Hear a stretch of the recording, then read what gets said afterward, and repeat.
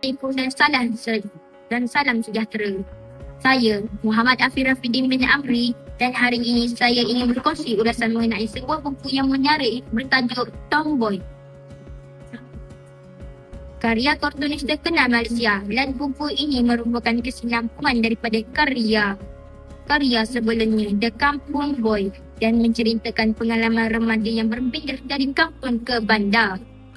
Tomboy mengisahkan kehidupan Mat, seorang remaja yang berpindah dari kampungnya ke bandar itu untuk melanjutkan pelajaran di sekolah menengah.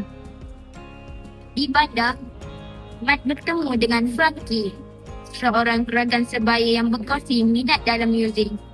Bersama-sama mereka meneroka kehidupan bandar, menghadapi cabaran remaja dan menikmati perkembangan budaya pop pada era tersebut. Buku ini menggambarkan peralihan kehidupan dari suasana kampung yang tenang dan hiruk-pikuk pada yang penuh dengan pelbagai pengalaman baru. Buku ini menunjukkan cara menggambarkan peliharaan budaya dan sosial yang dialami oleh remaja yang berpindah ke bandar, melalui ilustrasi yang kaya dengan penceritaan yang mendalam. Pembaca dapat merasakan perubahan emosi dan adaptasi yang perlu dilalui oleh Mat. Namun, bagi sesetengah pembaca muda, konteks zaman yang digambarkan mungkin memerlukan penjelasan tambahan untuk memahami sebenarnya rujukan budaya dan peristiwa yang berlaku pada masa itu.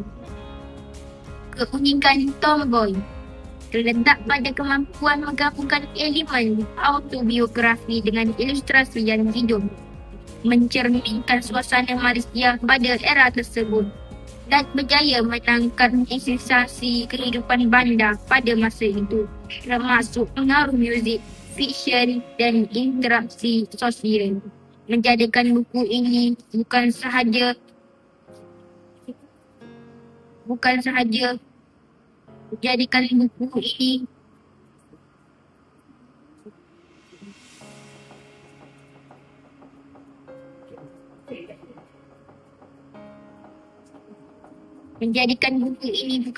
sebagai bahan bacaan tetapi juga sebagai dokumentasi budaya.